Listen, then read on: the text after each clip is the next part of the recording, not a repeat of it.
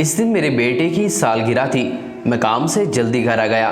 घर दाखिल होते ही सहन में चारपाई पर बैठी बूढ़ी माँ पर नज़र पड़ी, मगर मुझको लगा कि शायद माँ की नज़रें पहले से ही दरवाजे पर जमी हुई थी और मैं नज़र चुराते और सर झुकाते हुए सलाम करके अपने कमरे में चल दिया।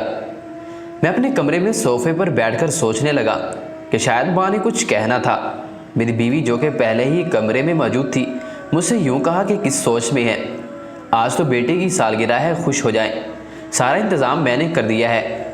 माँ ने हड़बड़ा के कहा, हाँ बिल्कुल ठीक है, मगर मेरी नज़रों में वही मंजर दिखाई दे रहा था। बीवी की मोहब्बत, बच्चों की रौनक, ज़माने की उलझनों ने मुझको शायद माँ से कुछ दूर कर दिया था।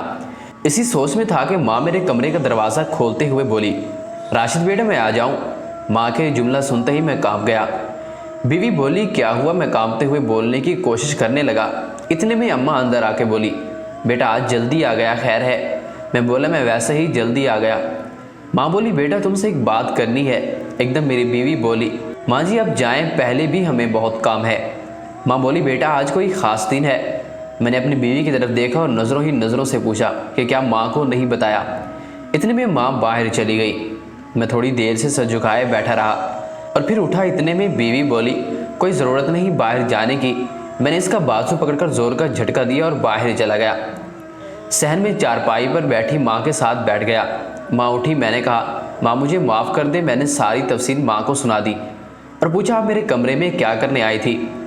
माँ थी एकदम से माफ़ करते हुए सर पर हाथ फेरते हुए बोली, बेटा तुम्हारे बाप के चले जाने के बाद मैं अकेली हो गई हूँ। जब तक तुम्हें मिल के प्यार ना करूँ सुकून नहीं मिलता। थोड़ा वक्त निकाल कर मेरे पास बैठ जाया करो।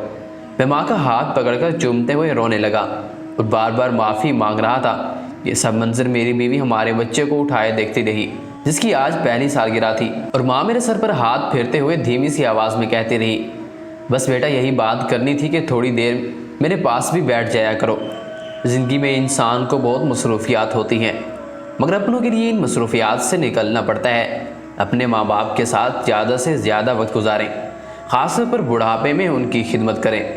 अक्सर लोग शादी के बाद अपनी बीवी बच्चों में मसरूफ़ हो जाते हैं और इनके लिए वक्त नहीं निकाल पाते। चाहे आप कितने ही मसरूफ़ क्यों ना हो, लेकिन अपनों के साथ ज़्यादा वक्त गुजारें और इसी तरह वो भी खुश रहेंगे और आप भी।